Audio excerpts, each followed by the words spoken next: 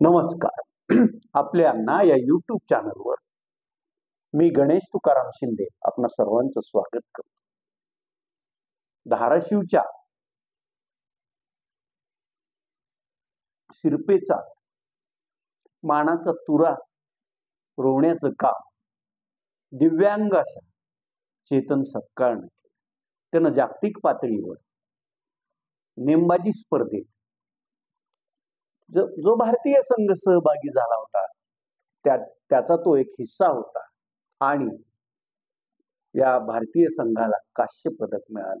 म्हणजे त्याचे स्पर्धेत कांस्य पदक जिंकणाऱ्या आपला धाराशिवचा चेतन सपकाळ पण.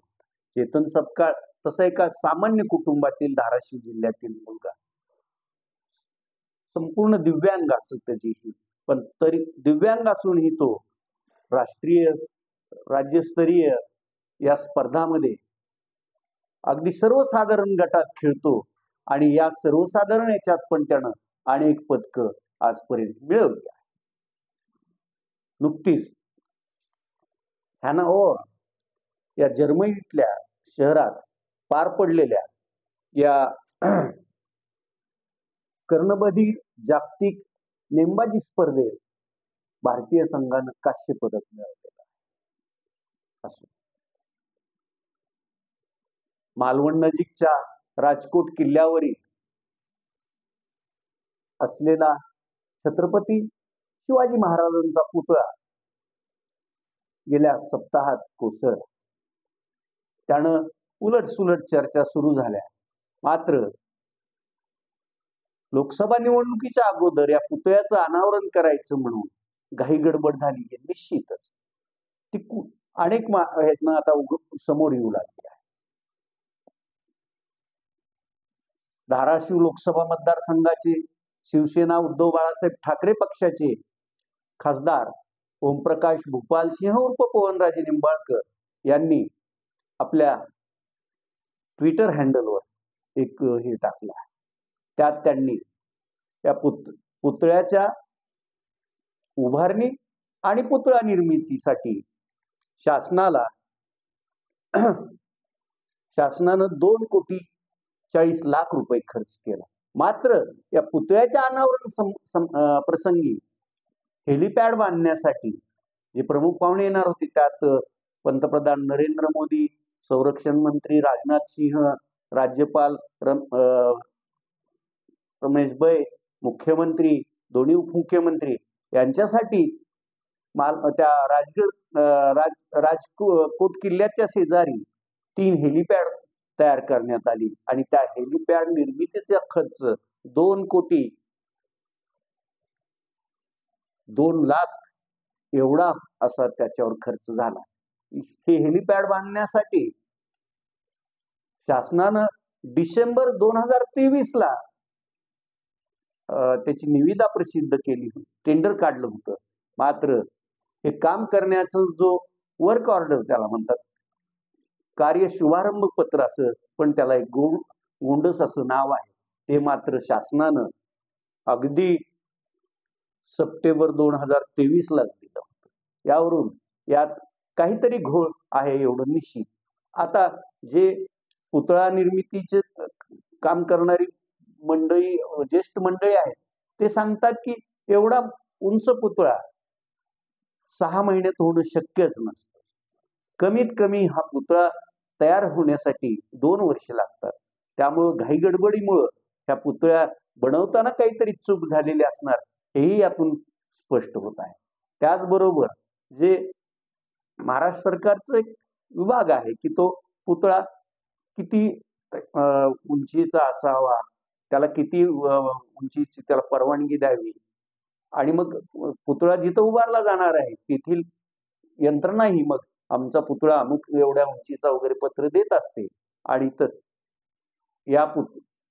या राजकोट किल्ल्याच्या वर उभारण्यात येणारा छत्रपती शिवाजी महाराजांचा पुतळा फक्त 6 फूटच उंचीचा असेल असं त्याला परवानगी घेताना दिलेल्या अर्जात नमूद करण्यात आलं होतं.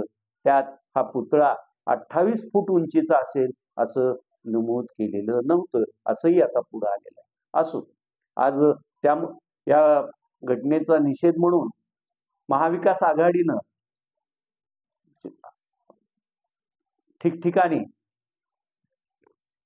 शासनाच्या प्रतिमेला जोडो मारून हे आंदोलन केलं. मुंबईत महाविकास आघाडीचे शरदचंद्रजी पवार, उद्धव बाळासाहेब ठाकरे, नानासाहेब पटोले, बाळासाहेब थोरात आदींनी काळा घोडा ते गेटवे ऑफ इंडिया इथपर्यंत आंदोलन केलं. असो, आणखी धाराशिवकरांच्या दृष्टीनं 2 घटना विशेष आहेत.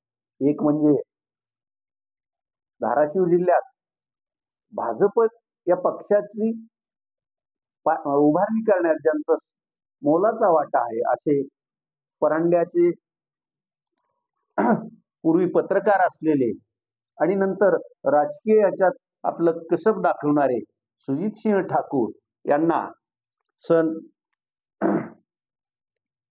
98-99 सालचा सभागृहात उत्कृष्ट भाषणाचा पुरस्कार मिळाला आहे. सुजितसिंह ठाकूर त्यावेळी विधान परिषदेचे सदस्य होते. तर दुसरे जिल्ह्यातील सुपुत्र माजी आमदार कैलासवासी वसंतराव काळे यांचे सुपुत्र असलेले विक्रम काळे यांनाही सन 2021 आणि 22चा सर्वोत्कृष्ट भाषणासंदर्भात विधान परिषदेतला पुरस्कार मिळाला. या दोन्ही विक्रम काळे विद्यमान आमदार पण आहेत आणि ते सध्या राष्ट्रवादी काँग्रेस अजित पवार पक्षात आहे. सुजितसिंह ठाकूर हे प्रकृती अस्वस्थामुळे सध्या म्हणजे काही दिवस ते सक्रिय नव्हते, मात्र त्यांनी परत राजकारणात परत सक्रिय झाले आहे आणि ते भाजपच्या मूळ संघटना असणाऱ्या राष्ट्रीय स्वयंसेवक संघाचे पण पूर्वीपासून धडाडीचे कार्यकर्ते म्हणून ओळख. माफ करा, त्यांना 2008 आणि 9 साठीचा हा पुरस्कार जाहीर झालेला आहे.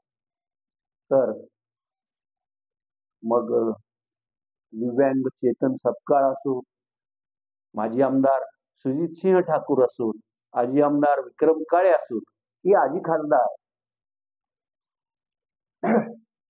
ओमप्रकाश राजे निंबाळकर, त्या तिघांनी धाराशिवची मान उंचावण्याचाच प्रयत्न केला आहे. तुर्तास एवढंच. धन्यवाद.